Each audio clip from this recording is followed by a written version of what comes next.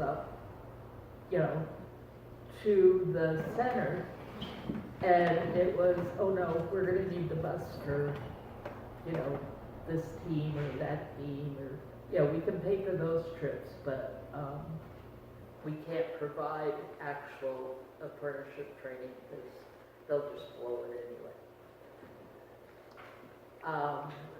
That has been a constant concern for me.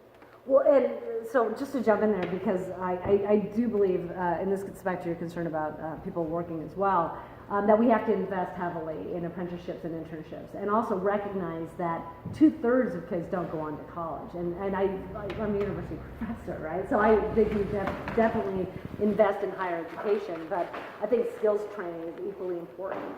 But the other thing is, I think we have to tell kids that they have a path forward to be successful, even if they don't go to college. And my concern is that a lot of kids are told you have to go, so they feel lesser than. So I think we have to have different messaging in the schools.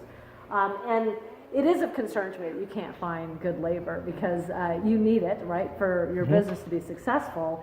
And there are so many things that are contributing to it that is very difficult to fix. And so if you were able to partner with the schools to try to get somebody there early on when they're finishing high school, so they could see they've got a family wage job after, that's one solution. But it's difficult. I've had a number of kids start, you know, at like Shakertown and stuff, and it's the same thing, because it's hard work. They don't want to mess with it, you know. I've had a kid that I placed in a pizza place. She decided she'd rather go to a football game on Saturday and called in sick. A Saturday in a pizza place? Yeah. You know, that was like, where did those priorities go? Well, I need to have a youngster here. I should ask my team back there. I think part of it though is they don't see a pathway to success. I mean, they see politics that are broken. They see the role of money in politics, which gets them disenchanted from being politically involved. And they're looking at an economy where they probably can't get a leg up.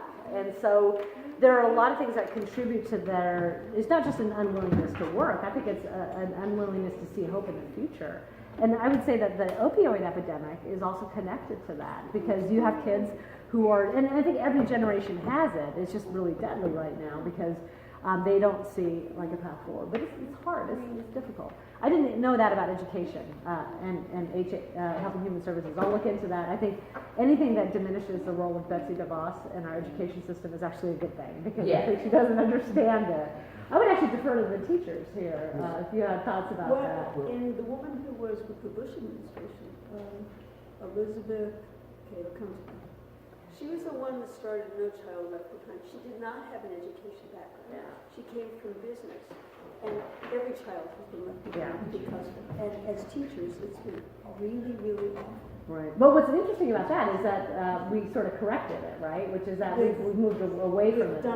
With in some states, yeah. in some states, in some areas, it's still the standards of learning is so important in certain places that that's the number one push of the superintendent to the president, and it doesn't matter. We're not teaching kids how to think out of the box. Yeah. We're teaching the test. Yeah. Right. And it's getting worse in Washington because they computerized it all. And also, the state testing and most of the curriculum now is controlled by Pearson. I'm not sure that I would agree with that. I'm hearing, just a couple of years out of teaching, and what I'm hearing from my colleagues who are still teaching is that there's just been a real lessening, a less tightening of the test score issues, taking just a few more breaths in Washington State anyway, in Southwest Washington where we live. So I'm hearing much more heartening news than I felt when I left 2 years ago. Okay. So I think that the pendulum, despite Betsy DeVos, is moving, and I think it is moving slightly in Washington State. That's my take on it. I am hearing fewer principals who are being fired because of test scores in their district. which I agree with, we shouldn't do that, that's ridiculous. I'm just hearing just a little more lessening of those issues. Certainly, it is a concern that the Smarter Balance test is given to third graders on the computer for a variety of reasons that I'd be happy to discuss with you later. But I think there's just a little, they're taking a few steps back on that whole business of test scores equal the child, equals the parent, equals the teacher, equals the school district. Well, that's heartening to see. It is heartening. And also the McCleary decision and the funding. Can you talk about more than the economy? Yeah, I'm going to let Sonny jump in and I'll get you there. That was where I'm going. Okay. Couple things. Yeah. You know, looking around the table, I'm not a young chicken by any means, but there's probably a lot of concern about Social Security. There's concern about health issues. Yeah. And about the tax bill that was put in, supposedly the greatest thing that ever happened. Yeah. That is hitting my pocket a hell of a lot worse than it is the rich guy. Yeah. So. Yeah. That's in a nutshell. Three. Through the big issues, and Rick was going to ask, I think, the same thing. So let me go there, and then I'll come to you. Especially because Jamie's running, the incumbent's running on the tax bill, which I think is a losing strategy. And the reason I think it's a losing strategy is I think it's a terrible bill because it disproportionately favors corporations and the wealthiest Americans. And the tax benefits to small businesses aren't nearly what they should be in order to grow small businesses. It's also based on the premise that the money will trickle down, and that's never worked in our history in terms of that having that benefit. And I was puzzled for a long time as to why the Republicans thought it was such a great idea, but I think it's because they're going to become fiscally conservative again. Once they pass the November election, they're going to start looking at our earned benefits programs like Social Security, like Medicare. So in a way, it sort of sets up for a conversation about tax cuts. And that's where it's going to go. And that's tragic because many Americans rely on Social Security, some of them solely on Social Security to get by. And Medicare, of course, is a wonderful program that provides our health benefits.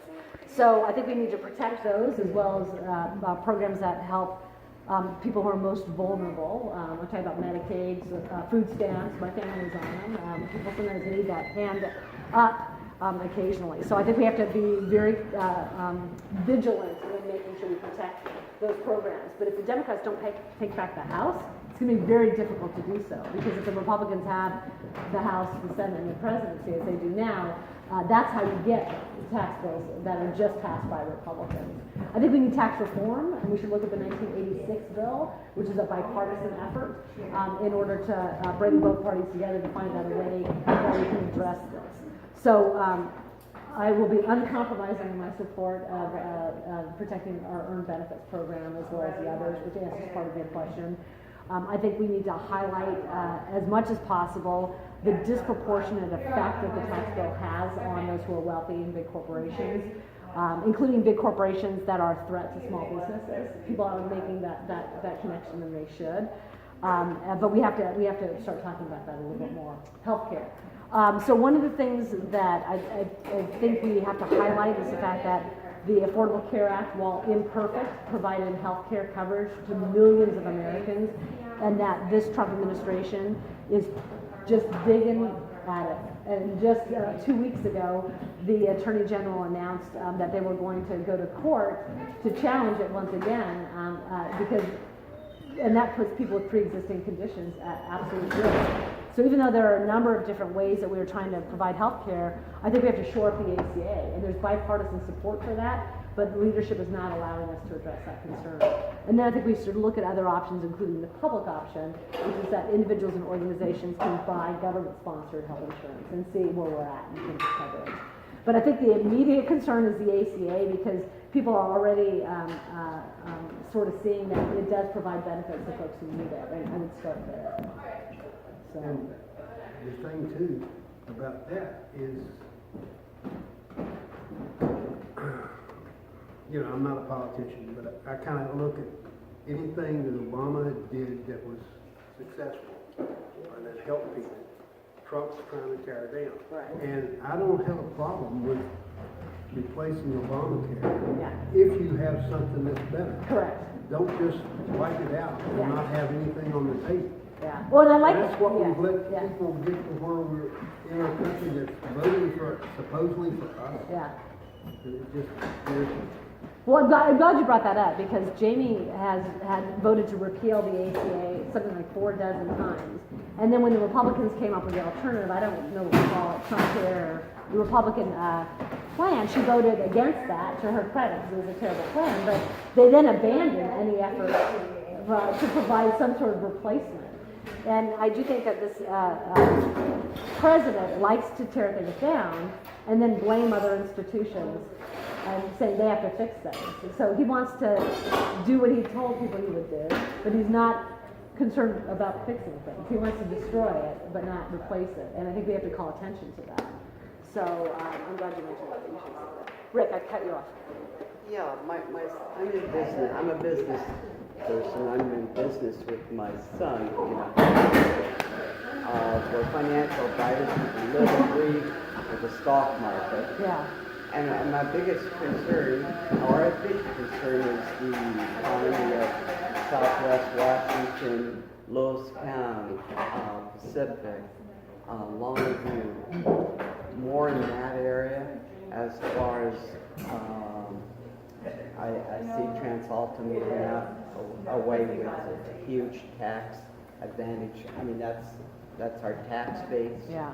Lewis County. I think that hasn't been addressed, and that's a real,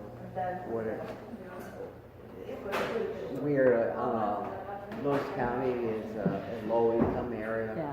and we need the jobs that in Lewis County, because we get the recipients from that, it's really important.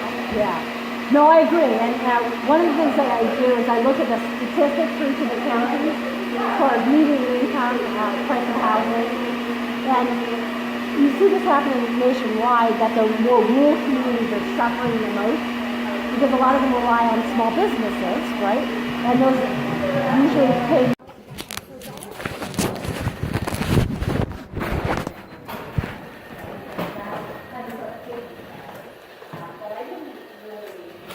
$8.50 back for that.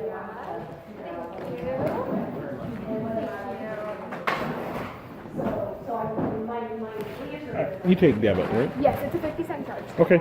I'll take a 20-ounce chai tea. Okay, hot? Yes, please.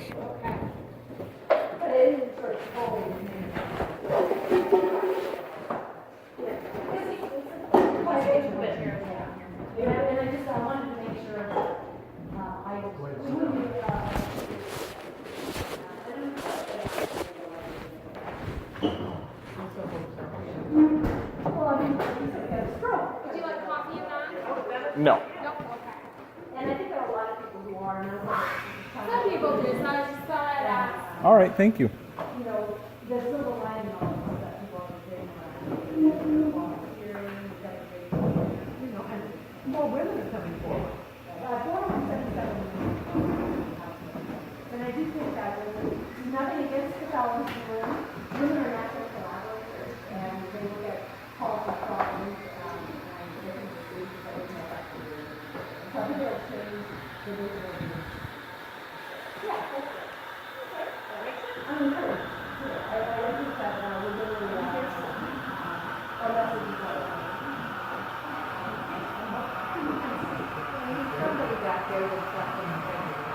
Yeah, there is a different information. Oh, yeah. Essentially, downtown track. There we go. He's a Republican. Oh, yeah. This is my husband. Okay. Maybe I shouldn't say that. And this is my grandson. Hi. He was one of the loves of my life.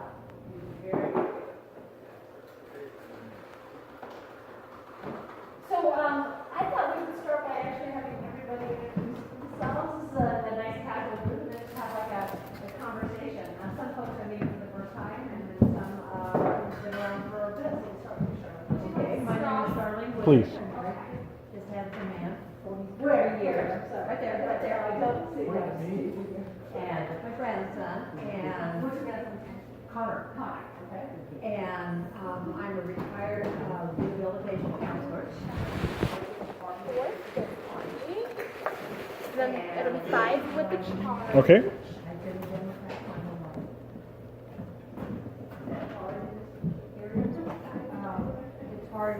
Then I'll have you send it. Okay. I like this part.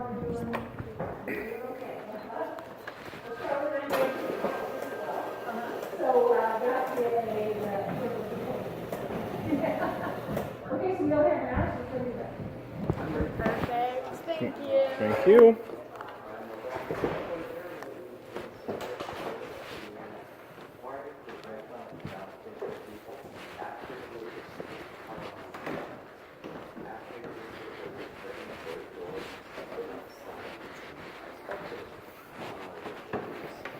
And Rick and Kathy have been with us from the beginning. Thank you. My name is Anthony Ahrens. I am a Centralia resident. I've been in Lewis County nearly my whole life. I just recently started getting involved politically. I know that there's a lot of contentious issues, and I'm worried about my kids, and I want to see that they are able to thrive and grow. I have 3 daughters. I do a lot of volunteer work. I volunteer to coach softball and soccer. I volunteered with the Centralia School Board to go house to house so that their bond passed last year, which was great. And I'm just happy to be here. I want to become informed so that I can make the right decisions. Thanks for having me. Lowell Hagee, their nickname Sonny, retired football coach, teacher, 47 years in Virginia. And here, and I am a Democrat, and I'm 74 years old, and first time at 74, been 2 years almost now, but I'm not happy to be an American, the way stuff is going, and you know, politician or not, I want to hear people running that say we have had enough of this BS. You know, let's put some ethics and some morals back into what's going on. Stand up, and I don't care if it is the President of the United States. When he runs his mouth and tells lies, somebody needs to tell it. Mm-hmm. And I'm fed up. Okay. Well, welcome. I'm Nancy Hayden, I'm Sonny's wife. I'm also a retired school teacher. And we lived in Northern Virginia for a very long time, and I feel like we escaped because the stress level of living in Northern Virginia is pretty intense. Even though I would teach in the classroom, many classroom teachers have second jobs, and one of my second jobs was I would get on the train and go up to Arlington, Virginia, to work with a woman. And I was on the train in the morning and in the afternoon coming back with those people who he calls the swamp. It's not the swamp. These are real human beings who are working really hard. And it's very discouraging for me to hear some of the stuff that he says about people.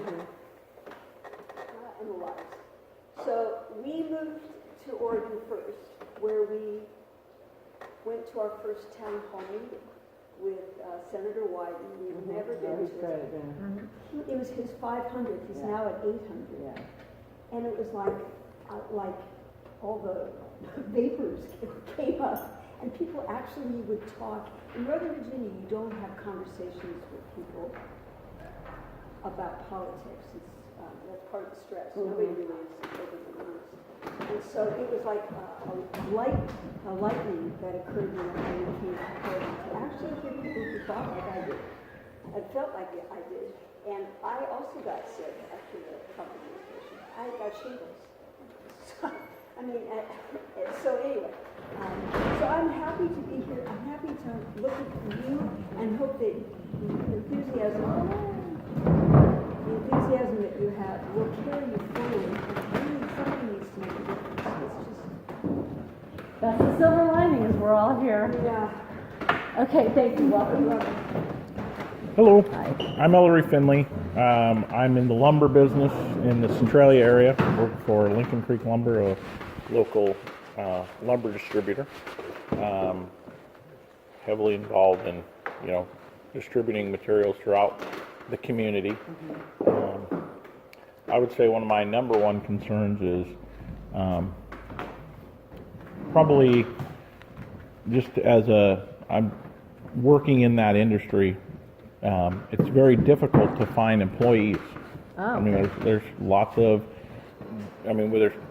jobs out there, but it's hard to find people to fill those slots. interesting. Yeah, it's one of my biggest concerns, but Yeah, that's helpful. Why is that?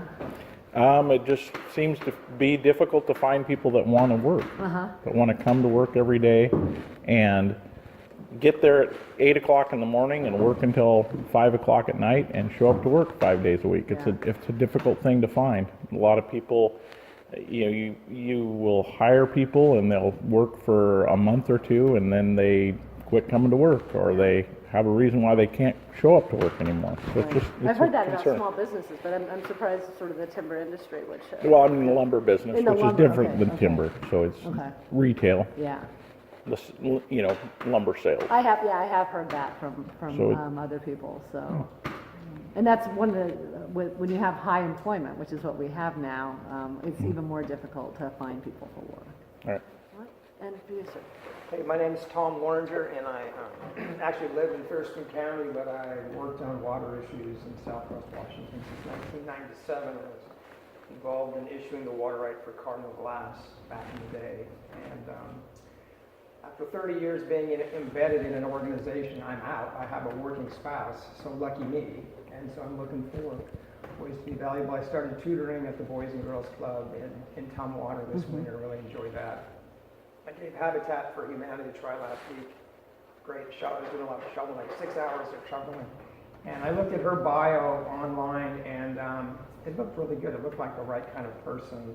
And I thought, this is a person who can win. It'd be great to be involved in something that sort of helps the state, helps the country. And I'm very proud to be an American and very positive about what the future holds for us. Oh, good. Hope. Yeah. Well, we have a great action team here that they'll try to recruit you at the end of this. I'm Chris Woodring. Carolyn's my wife. We live in Chehalis. I grew up on the other end of this street. Mm-hmm. Not that I was from here. I was born in Scotland, and I'm an immigrant. I came here on a ship through Ellis Island. Mm-hmm. In 1947. So, I'm not big into politics, but I'm seeing things, especially in the metropolitan areas like Seattle, Portland, where they're inviting all these people to live on the streets. Mm-hmm. The more you help them, the worse it'll get. You've got to help them do something themselves. You can't just give them a place to live, and you give them food, and you give them medicine, and they just get bigger. Mm-hmm. Did you see what Seattle was doing with the head tax then, and then the repeal of the head tax? Yeah. Yeah, let them get some more of them in there. Yeah. Because I think that they sort of reconsidered their policy on it. They had it reconsidered for them. Yeah, they did. They did. The people really, and business spoke out. Rich, and then Kathy, and then the newcomers. Yes. So, did you want to introduce yourself? Did you want to introduce yourself? I'm Dennis Blake. I'm a volunteer on. Why do I call you Rich? Because isn't it Rich? No, you're Dennis. Why do I called you? Okay, go ahead, Dennis. Anyway, my goal is to not make America not embarrassing again. And so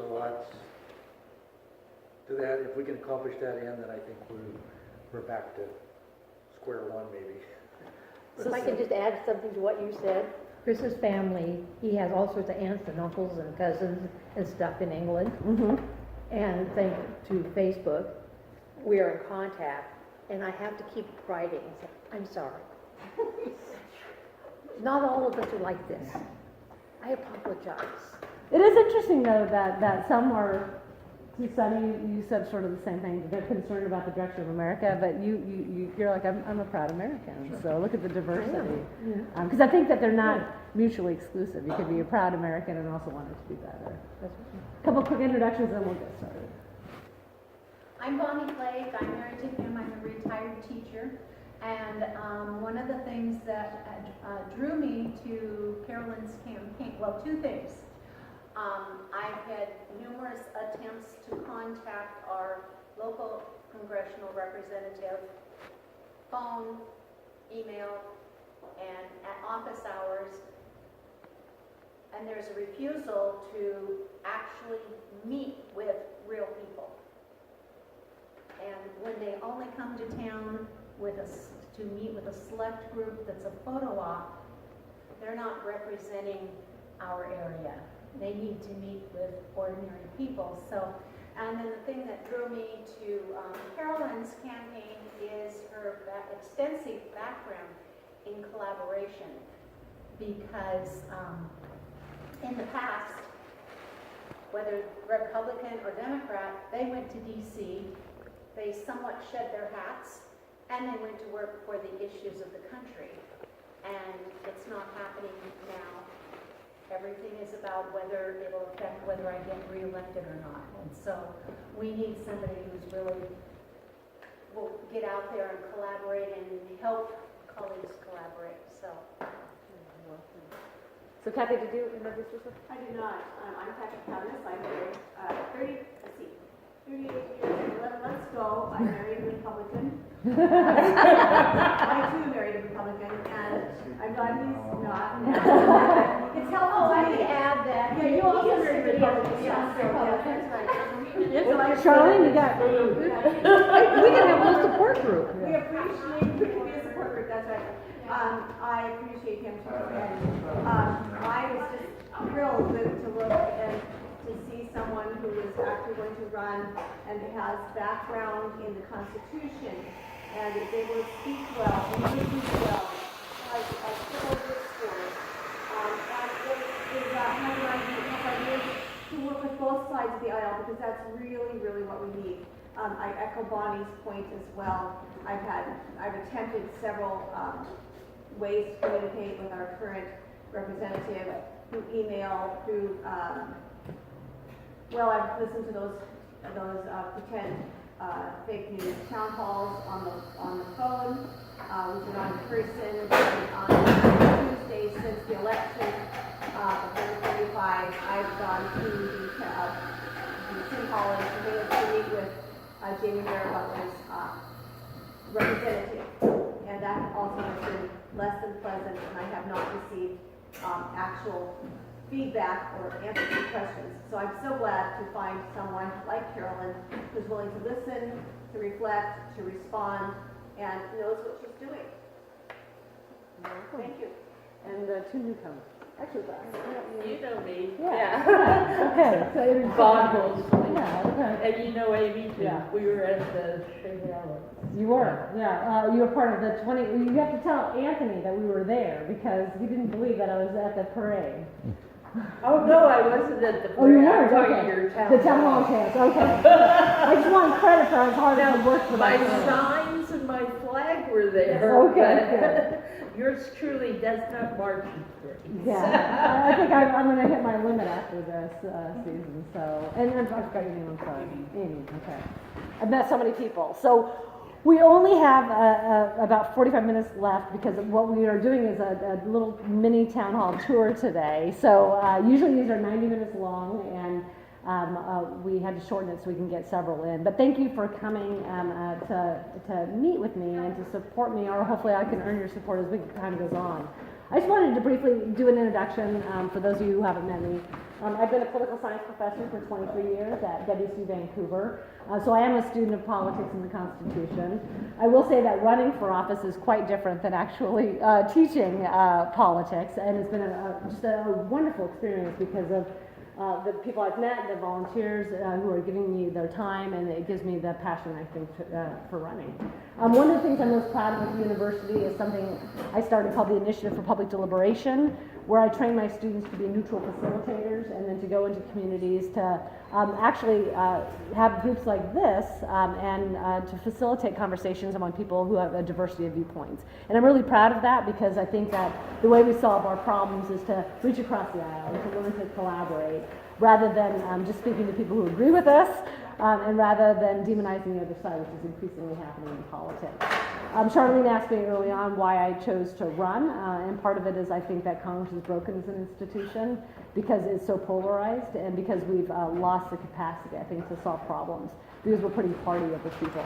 And that combined with an election of somebody who I think is dangerous for our democracy is sort of what motivated me to run. But I also am motivated because I think that some of these problems that we have are ones that can be solved through bipartisan cooperation and through having people not be so wedded to dogma.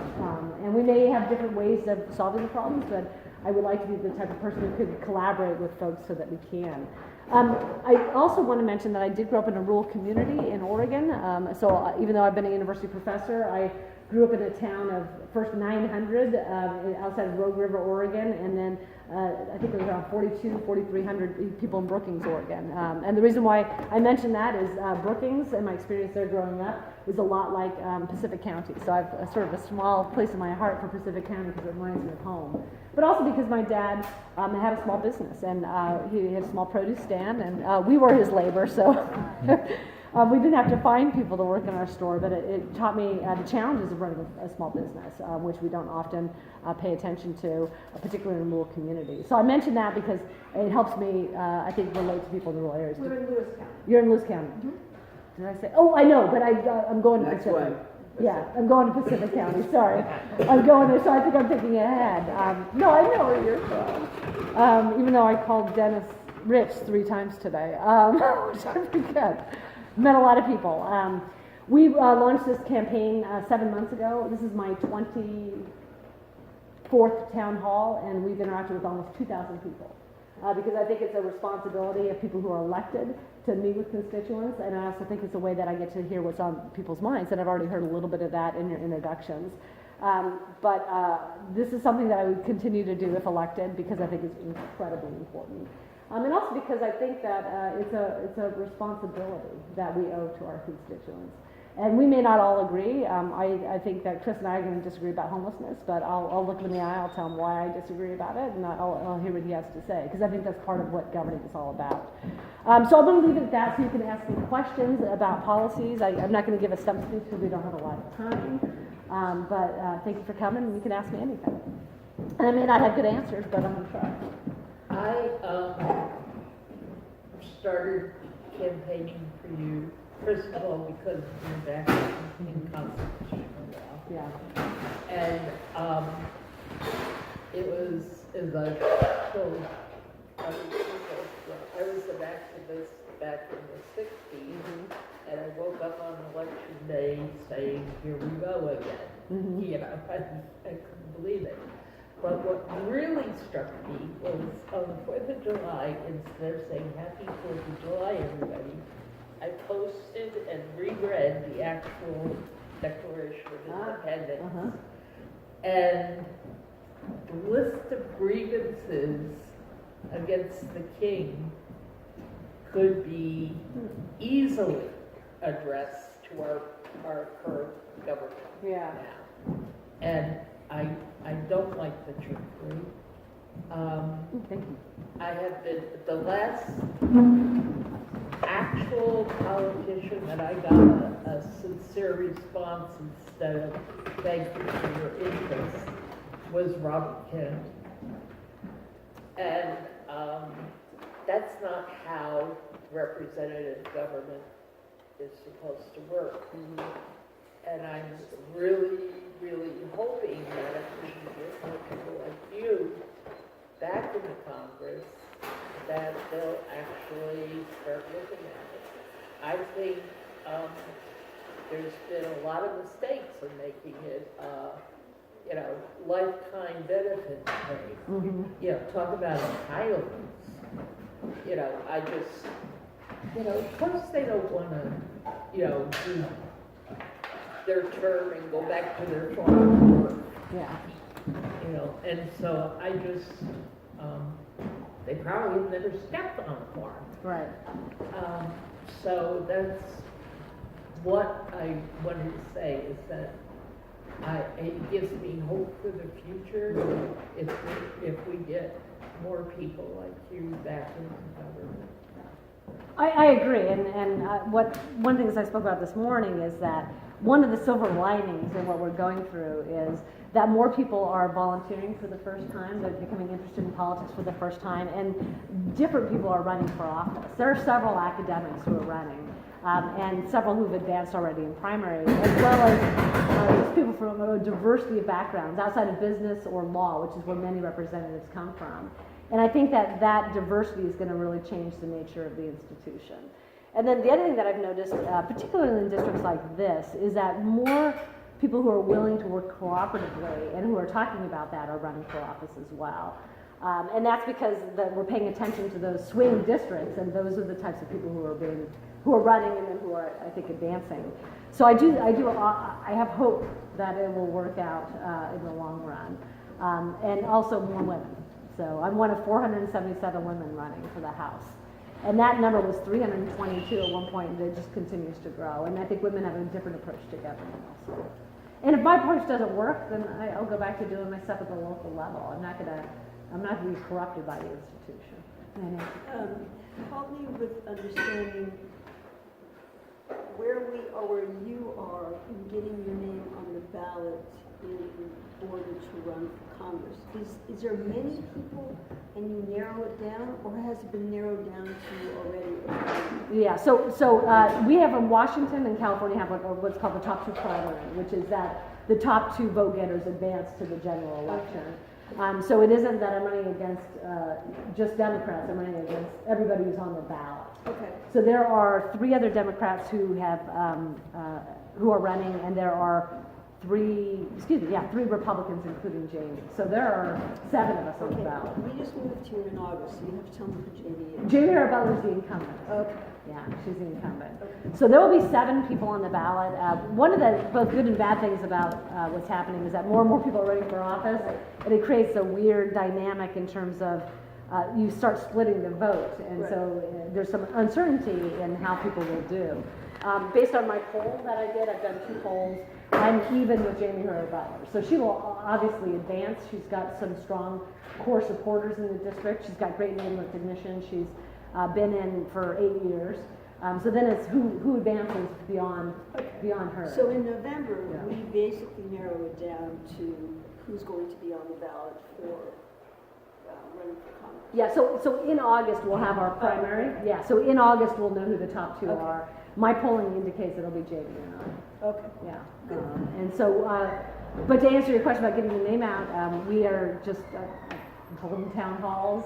We've got our lawn signs. We've got great crews of people who are out there canvassing. So we're just doing old-fashioned politics. It's fun too. All right. So Gary, I talk to her all the time. Yeah, he's part of the team. Okay, never mind you. Have you been to her town hall meetings? Do you know No, where she is? my team has done the telephone ones, and they've listened in, but I have not. Just to kind of get the lay of the land as to Yeah, I know where she's coming from, so I.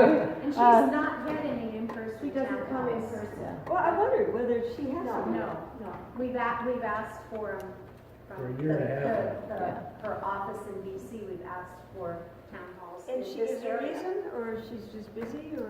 She doesn't want to feed the beast, is what I read. So she had a tough town hall where people were asking hard questions and were uncivil, and so she decided that it would be better to do it on the telephone. I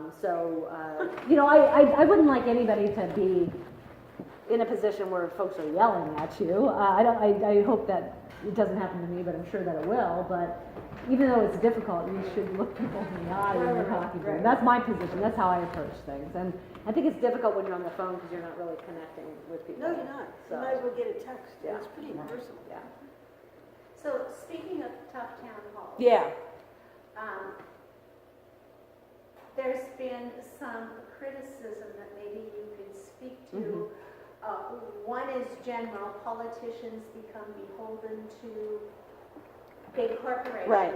And the second part is Big pharma. Yeah, yeah. So I think that the criticism of the criticism of the role of money in politics is real. I share it. I think it's really changing the nature of our democracy where corporations have outsized influence.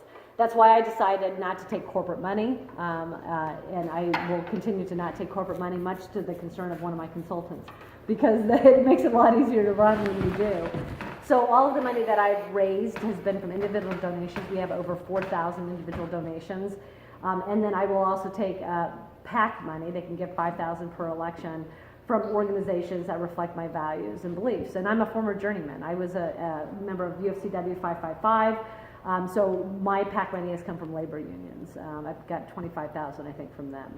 But I won't take corporate money. Now, what that has evolved into is I shouldn't take money from anybody who works for a corporation, according to one of my opponents. And I don't know, I can't thread that needle. If somebody works for a bank or another industry, to say I can't take your money because of where you work seems strange to me. But we comply, of course, with all of the rules in terms of money in politics. The other criticism has been the fact that my husband works for a pharmaceutical company. He is a sales representative for Sanofi. He's been in the industry for 18 years now, and so he has 22 stocks from Sanofi worth $830, and I've been criticized for that. And he has a defined benefits pension for 2 of the organizations, and I've been criticized for that. And you know, he's my husband, I love him, but he doesn't influence me. He hasn't for the 34 years we've been together. As I said, he's a Republican, and so to assume that he does is sort of, I think, silly, and I think it's a little sexist as well. And then, like Charlene and Chris, we have different political beliefs, and we have a daughter who's a Demopublican or a Republican, depending on who she likes. But yeah, those are the criticisms, and I think it gets a little silly after a while, so I don't pay it mind. But if you have concerns, I'd like to hear about it. I think certainly Thank you for addressing it. yeah. Thanks for raising it. I like it when people raise it rather than write letters to the editor full of lies. But you can't control that. Fake news. Fake news. And I think my positions on healthcare and big pharma reflect the fact that I'm not in their pocket also. So any sort of dive down into how I feel about positions will show that that's unfounded. One of my concerns is, well, the one rumor or news bite or whatever was that they were going to merge the Department of Education with the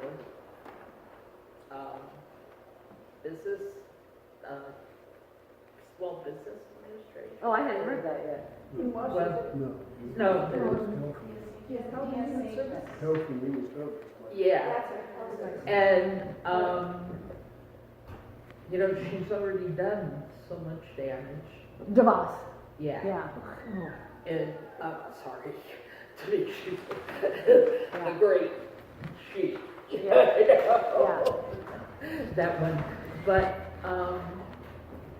to turn it into a section of something when education is one of the things that's so important and such a focus in this country. And, you know, it speaks to you in the work ethic.